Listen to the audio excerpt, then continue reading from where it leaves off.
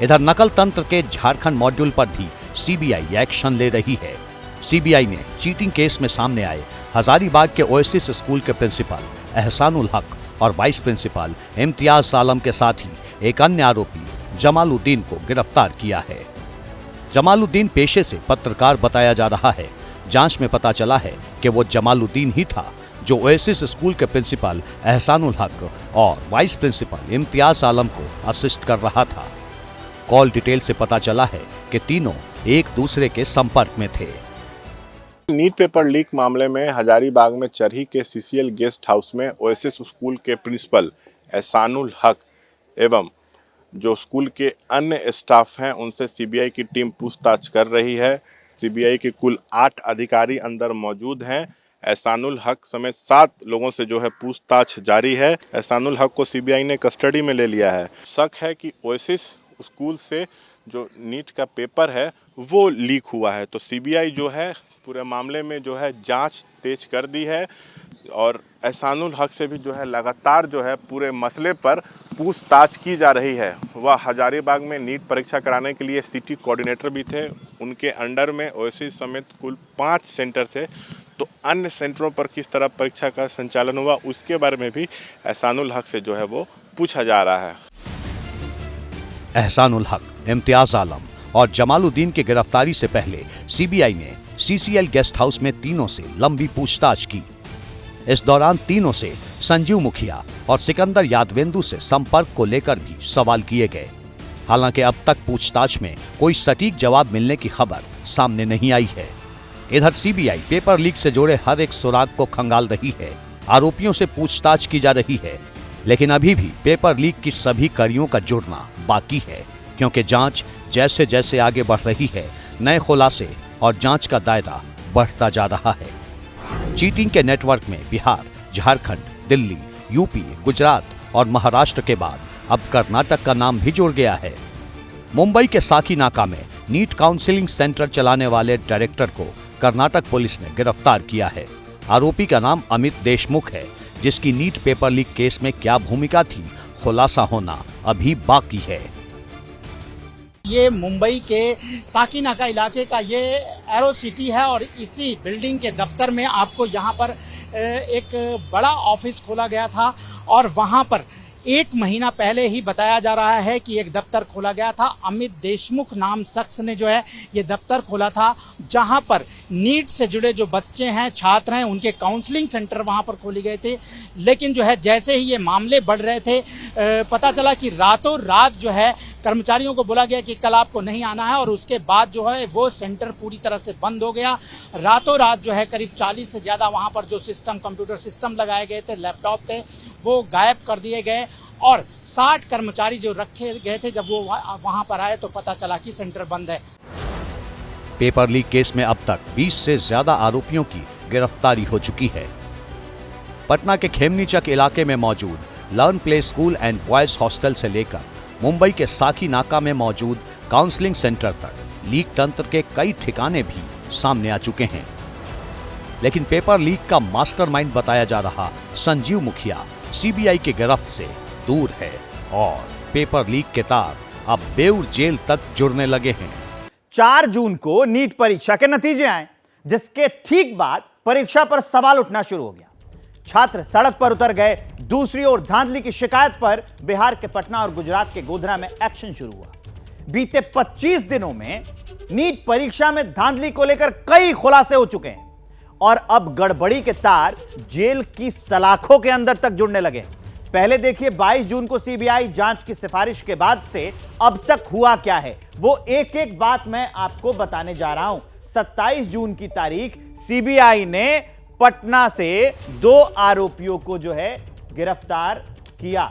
मनीष जो है पटना से, उसका नाम था मनीष प्रकाश और आशुतोष, ठीक है। उसके बाद अगली तारीख आती है 28 जून को, मामला झारखंड से हजारीबाग से ओएसिस स्कूल के प्रिंसिपल एहसान उल हक को गिरफ्तार किया गया। इसके साथ साथ जो उसका वाइस प्रिंसिपल, जो उसका असिस्टेंट था ना, उसको भी अरेस्ट किया गया। साथ ही जिला समन्वयक को भी गिरफ्तार किया गया था। यह बात भी निकलकर सामने आई, क्योंकि जैसे जैसे पूछताछ बढ़ी वैसे वैसे एक एक नाम सामने आते गए। और उसके बाद अगले दिन 28 तारीख के बाद 29 जून की तारीख आती है, यानी कि आज की जो तारीख है, झारखंड में हजारीबाग से एक पत्रकार साहब हैं मोहम्मद जमालुद्दीन। अब इनकी भी उनकी संलिप्तता की बात आई है तो इनसे भी पूछताछ हो रही है। आज सीबीआई ने गुजरात के 4 जिलों से 8 ठिकानों पर छापेमारी भी की है। पेपर लीक केस में सामने आ रहे हर एक कनेक्शन को सीबीआई खंगाल रही है, आरोपियों को हिरासत में लेकर पूछताछ कर रही है। लेकिन पेपर लीक केस का सबसे चर्चित चेहरा यानी संजीव मुखिया कहां है, पेपर लीक में उसकी भूमिका क्या थी, यह सवाल अब तक बना हुआ है।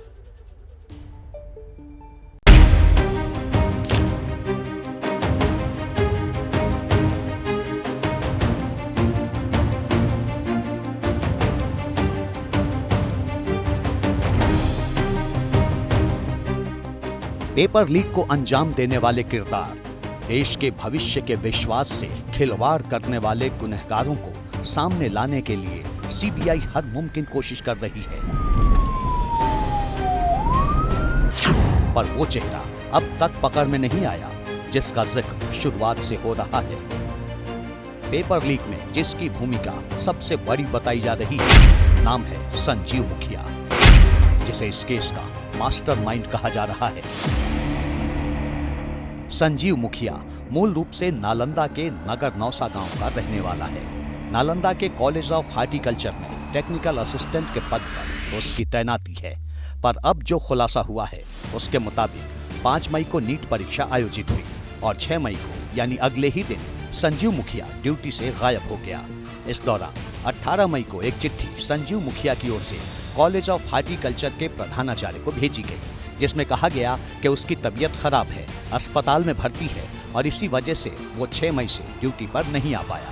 हालांकि इसके बाद भी संजीव मुखिया ड्यूटी पर नहीं आया तो कॉलेज ऑफ हॉर्टिकल्चर की ओर से चिट्ठी के जरिए स्पष्टीकरण मांगा गया, जिसका जवाब अब तक कॉलेज को नहीं मिला है और मिलेगा भी कैसे। नीट पेपर लीक केस में नाम आने के बाद से ही संजीव मुखिया किसी को दिखाई नहीं पड़ा। बताया जा रहा है कि वो नेपाल भाग चुका है। नालंदा का कॉलेज ऑफ हॉर्टिकल्चर के प्रधानाचार्य संजीव मुखिया के जवाब के इंतजार में है तो सीबीआई की टीम संजीव मुखिया की तलाश कर रही है। इधर संजीव मुखिया से जुड़ा एक और अहम खुलासा हुआ है। इन्वेस्टिगेशन में सामने आया है कि 2023 में हुई बिहार में बीपीएससी परीक्षा यानी सिपाही भर्ती के पेपर लीक में भी संजीव मुखिया का नाम सामने आया था। ईओयू के मुताबिक संजीव मुखिया ने कोलकाता में बैठकर खेल किया था। बीपीएससी पेपर लीक केस में ईओयू ने संजीव मुखिया को मुख्य आरोपी बनाया है। दस्तावेज में ईओयू ने नीट पेपर लीक में भी संजीव मुखिया की भूमिका का जिक्र किया है। इधर पुलिस और सीबीआई की गिरफ्त से दूर संजीव मुखिया कोर्ट के रास्ते जमानत के जुगाड़ में जुट गया है। केस सीबीआई के अंडर में चली गई, लेकिन अभी ऑथेंटिक लेटर नहीं है सीबीआई ने अभी पीपी साहब ने कोर्ट को दिया है। तो कोर्ट ने एक लेटर मांगे हैं कि ये सीबीआई हैंड ओवर कर लिए, तो उसका लेटर दे दिए कि मैं इस केस को जो है सीबीआई के पास सुपुर्द करूँ, क्योंकि ये जो केस की सुनवाई हो रही थी एडीजे 5 साहब की हो रही थी, वो स्पेशल कोर्ट नहीं है। स्पेशल सीबीआई की अलग कोर्ट है, उस कोर्ट में अभी मुकदमा को ले जाया जाए। संजीव मुखिया की ओर से एडीआई कोर्ट में जमानत याचिका लगाई गई थी, जिसे अब सीबीआई की विशेष अदालत को ट्रांसफर कर दिया गया है। इधर पेपर लीक केस के बेऊर जेल कनेक्शन पर सीबीआई सतर्क हो गई है। हजारीबाग में आरोपियों से पूछताछ के बाद सीबीआई की एक टीम पटना के बेऊर जेल पहुंची, जहां इस केस में बंद 13 आरोपियों से पूछताछ की गई। दरअसल सीबीआई की कोशिश असल आरोपी या कहिए कि मास्टरमाइंड तक पहुंचने की है। 3 बड़े हादसों ने एयरपोर्ट अथॉरिटी ऑफ इंडिया की नींद उड़ा दी है। पहला हादसा जबलपुर एयरपोर्ट पर 27 जून को हुआ था। दूसरा हादसा 28 जून को अगले ही दिन दिल्ली एयरपोर्ट के टर्मिनल 1 पर हुआ और तीसरा हादसा आज यानी राजकोट के अंतर्राष्ट्रीय एयरपोर्ट पर यह हुआ था 29 जून को। और अब हमने लिख दिया है कि यह व्यवस्था हानिकारक है, क्योंकि एयरपोर्ट पर जाना अब जान हथेली पर रखकर चलने जैसा है।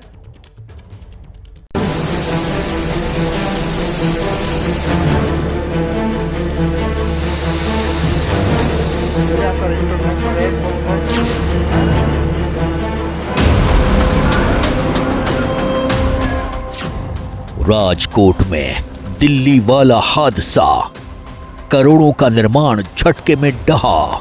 एक तरफ दिल्ली में घटना हुई है, दूसरी तरफ राजकोट एयरपोर्ट में जो नया इंटरनेशनल एयरपोर्ट है राजकोट अहमदाबाद हाईवे पर, वहां पे बारिश के कारण जो कैनोपी गिरी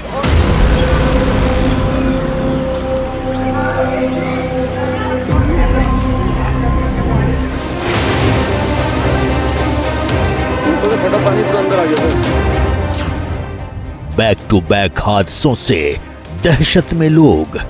कब ठीक होगा सिस्टम का रोग? से बारिश हो रही थी तो उस टाइम पे बिजली कड़की, ऐसा लगा जैसे बादल फट गया हो। तो देखा तो एयरपोर्ट की डिपार्चर की छत गिर चुकी थी।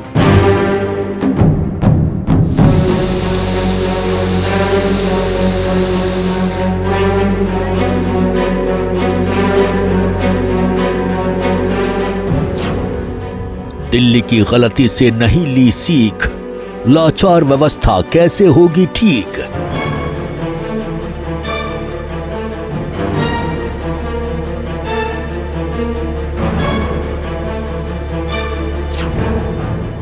दुर्घटना की बुनियाद में करप्शन, कब होगा दोषियों पर एक्शन? जो प्रधानमंत्री साहब जो इनॉग्रेट किया वो दूसरा बिल्डिंग है, दूसरी तरफ है। जो यहाँ कोलैप्स हुआ है वो 2009 में।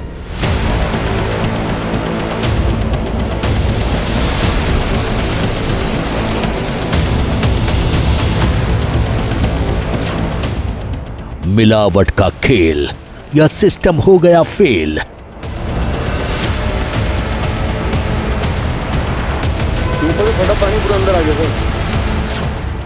ये व्यवस्था हानिकारक है।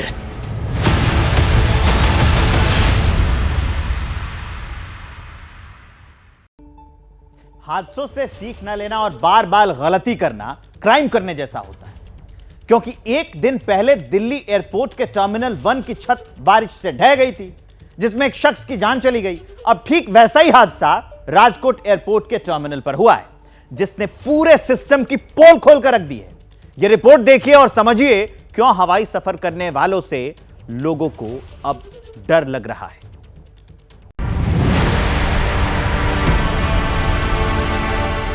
हाईटेक दिखते इन एयरपोर्ट से अब डर लगने लगा है। पता नहीं कब कौन सा हिस्सा ढह जाएगा और कब कौन इसकी चपेट में आ जाएगा।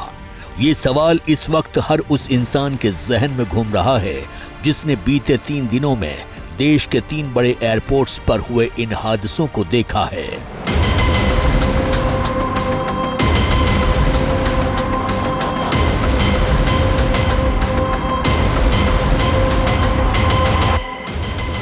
ये वो विशालकाय एयरपोर्ट हैं जिनकी पूरे देश में चर्चा होती थी, जहां से लोग दुनिया के अलग अलग देशों के लिए उड़ान भरते हैं।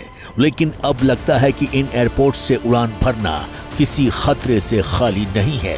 इसमें सबसे ताजा उदाहरण है राजकोट का अंतर्राष्ट्रीय एयरपोर्ट, जहां शनिवार को उस वक्त बड़ा हादसा हो गया जब टर्मिनल के बाहर लगी कैनोपी बुरी तरह ढह गई।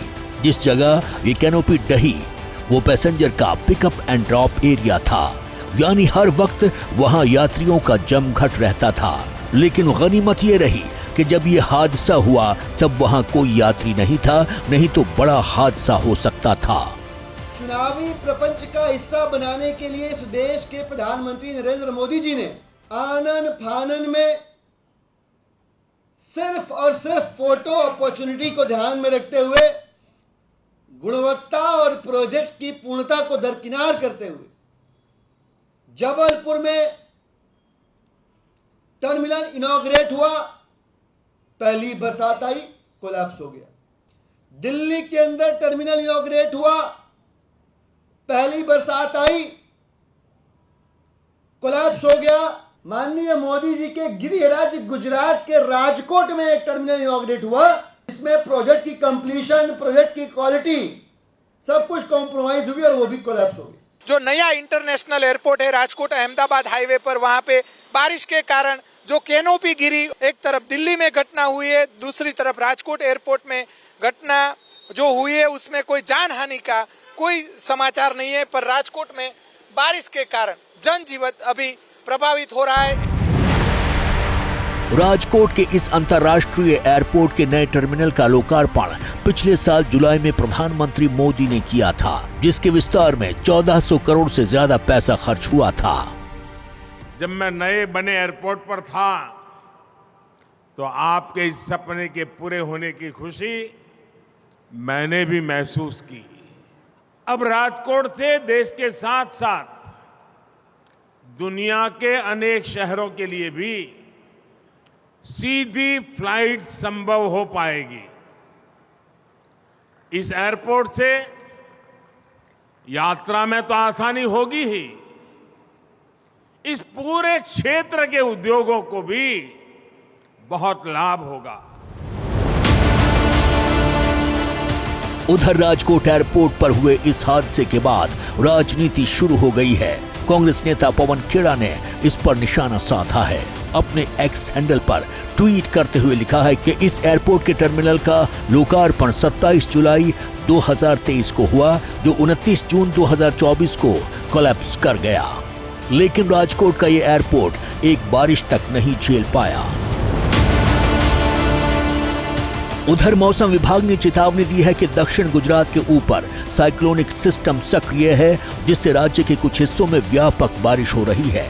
मौसम विभाग ने यह भी कहा है कि अगले 5 दिनों तक बारिश का दौर जारी रहेगा, जिसको लेकर आईएमडी ने साउथ गुजरात के लिए येलो अलर्ट जारी किया है। लेकिन यहाँ सवाल व्यवस्था का है, जो हानिकारक हो चली है, क्योंकि जिस निर्माण के लिए करोड़ों खर्च हो और वो एक मौसम की पहली बारिश तक न झेल पाए तो सवाल लाजमी है।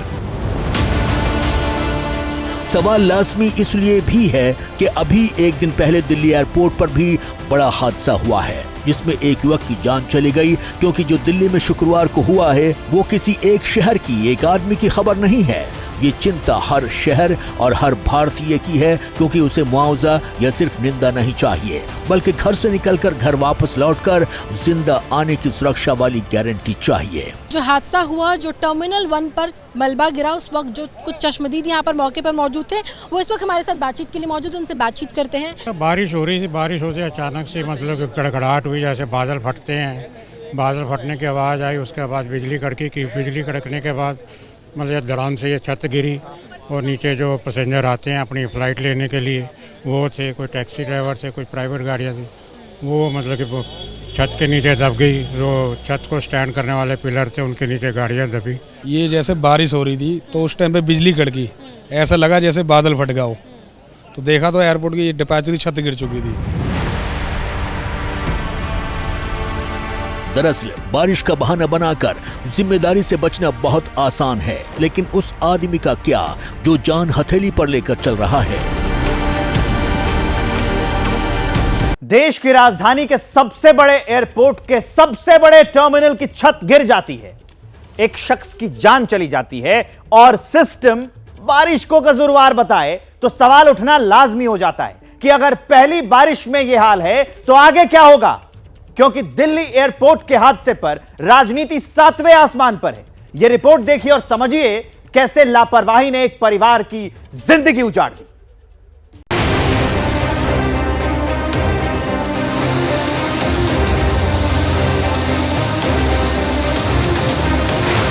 जाने चली गई हैं दिल्ली एयरपोर्ट पे। ये सिस्टमिक करप्शन है जो टॉप से चलता है, इसलिए जगह जगह लीकेज है। ये सरकार जगह जगह से लीक कर रही है। यहाँ हम आज सारे दुनिया में तीसरे स्थान पर पहुंच चुके हैं। तो इस समय अगर इस तरह की घटना घटे तो एविएशन सेक्टर की जो तस्वीर बने हुए हैं उसमें पूरा असर हो सकता है। 15 साल के बाद अब हो सकता है कोई मेंटेनेंस की बात हुई हो, कोई और कोई कारण हो, और L&T जैसी कंपनी ने अगर मैन्युफैक्चर अपना कंस्ट्रक्शन करने के बाद अगर कोई 15 साल बाद दुर्घटना होती है तो दुर्भाग्यपूर्ण है। टर्मिनल 1 का हादसा अत्यंत शर्मनाक जनक है कि भारत के प्रधानमंत्री जिस टर्मिनल 1 के हिस्से का 10 मार्च को उद्घाटन करते हैं, आज 2-3 महीने के अंदर वो धराशायी हो गया।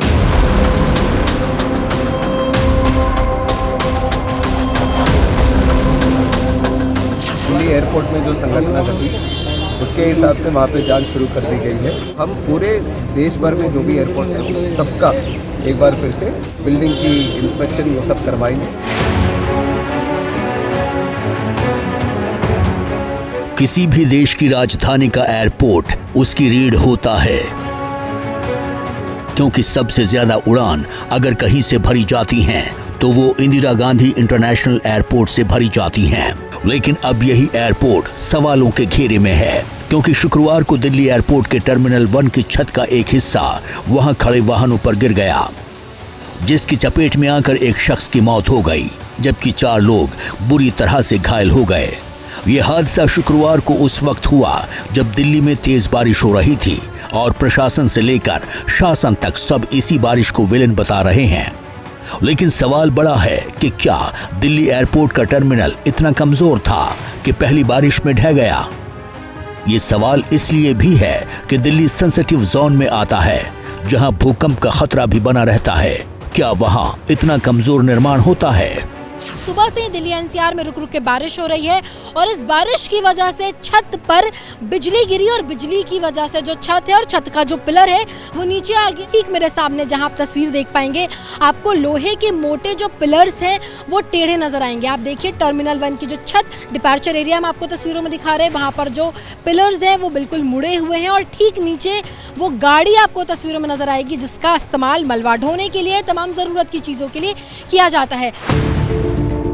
दिल्ली एयरपोर्ट पर हुए इस हादसे को लेकर राजनीति 7वें आसमान पर है, क्योंकि सवाल यात्रियों की सुरक्षा का है। कई बार तो यही माननीय सांसद ही इस एयरपोर्ट से उड़ान भरते हैं और हादसा तो कभी भी हो सकता है। ये बड़ा अनफॉर्चुनेट है, क्योंकि ये सब कंस्ट्रक्शन नए बने हैं और जिस तरह से जो दिखने को मिल रहा है ये बहुत ही अनफॉर्चुनेट है। इस पर जांच बिठानी चाहिए। ये बहुत दुर्भाग्यपूर्ण घटना है, क्योंकि अभी हाल में एयरपोर्ट बने हैं, इनके उद्घाटन हुए हैं और अगर पहली बारिश में हाल है तो इसका मतलब कि जो कंस्ट्रक्शन है, जो निर्माण कार्य है, बहुत घटिया दर्जे का है। इसलिए सरकार को तुरंत कार्रवाई करनी चाहिए, जो लोग इसमें इन्वॉल्व उनको सख्त दंड देना चाहिए और यात्रियों की सुरक्षा का प्रबंध करना चाहिए। एयरलाइन टिकट का रेट बढ़ाते जाओ, पैसेंजर को या तो प्लेन एयरपोर्ट में या तो ट्रेन में मरवा दो और उसका जिक्र तक मत कीजिए। उनके परिवारों का क्या हालात है कोई पलट के भी नहीं देखेंगे। जो भी इंफ्रास्ट्रक्चर मोदी सरकार के दिन हो रहा है, कहीं ना कहीं क्रैक, मुंबई के हाईवे में क्रैक, एयरपोर्ट में क्रैक, आज आप देख रहे हैं कि जहां जहां पुल बन रहे हैं वहां पर भी क्रैक आ रहे हैं। उधर सरकार सफाई दे रही है कि टर्मिनल का जो हिस्सा गिरा है वो 2009 में बना था, इसका हाल के हुए निर्माण से कोई लेना देना नहीं है। लेकिन सवाल ये भी है कि जो 2014 से पहले बना उसके रखरखाव की जिम्मेदारी सरकार की नहीं है। ये सही बात नहीं है। जो पीएम साहब ने वो उद्घाटन जो किया था वो दूसरा बिल्डिंग है, वो अभी बिल्कुल ठीक है, पर ये पुरानी बिल्डिंग है जो 2009 में। वहीं चौतरफा गरमाई राजनीति के बीच नागरिक उड्डयन मंत्री राम मोहन नायडू ने जांच बिठा दी है। लेकिन जांच हमारे देश में वो झुनझुना है जिसे बजाकर कुछ देर के लिए नींद में सबको सुला दिया जाता है। जब तक सब दोबारा जागते हैं फिर कोई जांच झुनझुना बनाकर हादसे के बाद बैठा दी जाती है। उधर सरकार ने मृतक कैब ड्राइवर रमेश कुमार के परिवार को 20 लाख रुपए और घायलों को 3 लाख का मुआवजा देने की घोषणा कर दी है। के लिए कॉम्पनसेशन भी अनाउंस कर दिया गया है। जो डिसीज्ड है, जिनका देहांत हुआ है, उनके लिए 20 लाख और जो इंजरी है उनके लिए 3-3 लाख करके करें। और जो इंजर्ड है अभी भी उनकी ख्याल रख रहे हैं हम, हॉस्पिटल में है और सबकी देखभाल करी जा रही है। दरअसल मुआवजा वो मरहम है जिसे देकर लगता है कि शासन प्रशासन की जिम्मेदारी पूरी हो जाती है। लेकिन सवाल बड़ा है कि क्या मुआवजे के मरहम से पीड़ित परिवार की पीड़ा कम हो पाएगी, क्योंकि इस हादसे में सिर्फ एक शख्स की नहीं बल्कि न जाने कितने रिश्तों की मौत हो गई है और एक झटके में मानो पूरे परिवार की जिंदगी बदल गई। बेटी की शादी, बेटी का फ्यूचर और गाड़ी की EMI, ये वो जिम्मेदारियां थी जो रमेश कुमार के कंधों पर थीं। इन्हीं को पूरा करने के लिए शुक्रवार को रमेश कुमार दिल्ली एयरपोर्ट पहुंचे थे और फ्लाइट लैंड करने के बाद किसी पैसेंजर का इंतजार कर रहे थे। तभी टर्मिनल का एक हिस्सा भर भरा कर ढह गया और हंसता खेलता परिवार बिखर गया। सिर्फ मेरे पापा थे कमाने वाले, अब कर कैसे चलेगा। सबने तो अपना अपना विचार कर दिया कि हाँ ऐसे गिर गई भाई जिसने खोया उसको पता नहीं क्या हुआ है। ये तो देखना चाहिए क्या, वो भी टैक्सी थी, उसके भी पैसे भरने थे। जब भी कोई चलाता इंसान तो वो गरीब इंसान ही था, कोई अमीर नहीं था कि वो सब कुछ कर सकता है, उसके परिवार कर सकता है सब कुछ। काफ़ी मेहनतों के बाद ली थी पापा ने गाड़ी, धीरे धीरे करके ले रहे थे। दिल्ली एयरपोर्ट के इस हादसे ने उन चश्मदीदों को भी हिलाकर रख दिया है जिन्होंने इसे अपनी आंखों से देखा है, क्योंकि जब ये घटना घटी तो पूरे एयरपोर्ट पर अफरा तफरी मच गई और इसकी चपेट में कई गाड़ियां आईं, जिन्हें आप तस्वीरों में देख सकते हैं। कई कारें दबी हुई हैं। 5:30 बजे का समय था, बारिश हो रही थी, बिजली कड़की बहुत तेज, ऐसा लगा जैसे बादल फट गया हो। देखा तो डिपार्चर की छत नीचे गिर गई थी, जिसके लगभग 8 से 10 गाड़ियां नीचे दबी हैं, जिसमें ऑन द स्पॉट एक ड्राइवर की मौत भी हो चुकी है। अच्छा, एक ड्राइवर की ही मौत हुई है, आप कैसे कह सकते हैं? क्योंकि गाड़ी हमारी टैक्सी है। अच्छा, आपकी टैक्सी की गाड़ी थी। जिस वक्त ये हादसा हुआ तब कई लोग बारिश से बचने के लिए इस टर्मिनल की छत के नीचे खड़े थे, जिसमें कैब ड्राइवर संतोष कुमार भी शामिल थे, जो इस हादसे में बुरी तरह घायल हो गए। संतोष को उपचार के लिए एम्स के ट्रॉमा सेंटर में भर्ती कराया गया था, जिन्हें उपचार के बाद डिस्चार्ज कर दिया, लेकिन अभी भी वो हादसा उनके जहन में घूम रहा है। जब यह हादसा हुआ उस वक्त के चश्मदीद और घायल मेरे साथ मौजूद हैं। संतोष कुमार यादव हैं, चोट भी दिखा रहे हैं, देखिए ये सर का हिस्सा है। ये अपनी कैब के साथ सुबह वहाँ पर इंतजार कर रहे थे, जिनको इनको लेकर जाना था। ये देखिए टाँके लगे हुए हैं और अभी जस्ट हॉस्पिटल से डिस्चार्ज होकर निकल रहे हैं। वहाँ पे सुबह सर बारिश ज़बरदस्त हो रही थी, उसके बाद हम लोग CNC सर के ड्यूटी में थे, वहाँ पे खड़े थे, इंतज़ार कर रहे थे। हमारे साथ फ्लैग अफसर गए थे, उनको छोड़े और CNC साहब का इंतज़ार कर रहे थे। वो आएंगे तो हम लोग फिर जाएंगे। जब तक CNC साहब आए उसके बाद वो एकाएक छत गिरने लगा। हम लोग भागते मेरे सर पे वो गिरा, ऊपर से शीशा और चोट लग गई। 20-25 कैब थी, जिसमें 3 कैब मैंने देखा वो उसके ऊपर वो पिलर गिर गया। कुल मिलाकर जमा ये है कि एक ही बारिश ने सिस्टम की बदइंतजामी के सारे पेच ढीले कर दिए हैं। मौसम विभाग कहता है कि दिल्ली में गुरुवार सुबह 8:30 बजे से शुक्रवार सुबह 8:30 बजे तक यानी 24 घंटे में 228 मिलीमीटर बारिश हुई। दावा ये भी है कि 88 साल के बाद जून महीने में एक दिन में सबसे ज्यादा बारिश हुई। सोचिए, ये हाल राजधानी दिल्ली का है, देश की राजधानी के सबसे पॉश, सबसे खास और सबसे अधिक सुरक्षा में रहने वाले इलाके का है, जहां जरा सी बारिश होती है और छत का ढांचा गिर जाता है, एक आदमी दबकर मर जाता है और सिस्टम जिम्मेदार बारिश को बताता है। दिल्ली और राजकोट जैसा हादसा 2 दिन पहले जबलपुर एयरपोर्ट पर भी हुआ था, जहां किसी की जान तो नहीं गई लेकिन सिस्टम की पोल जरूर खुल गई। और बड़ी बात यह है कि यहां भी बारिश ही विलन बनी। बारिश में सिर्फ दिल्ली या राजकोट के एयरपोर्ट की कलाई नहीं खुली, जबलपुर के उस डुमना एयरपोर्ट की पोल भी खुल गई, जिसका विस्तारीकरण हाल ही में 450 करोड़ की लागत से हुआ था। जबलपुर में दिल्ली की तरह बड़ा हादसा हुआ, लेकिन गनीमत ये रही कि यहां दिल्ली की तरह कोई पोल नहीं गिरा, सिर्फ छत की कैनोपी ही फटी थी। इस हादसे में एक कार पूरी तरह से चकनाचूर हो गई, लेकिन आयकर विभाग के एक अधिकारी और उनके ड्राइवर की जान बाल बाल बच गई।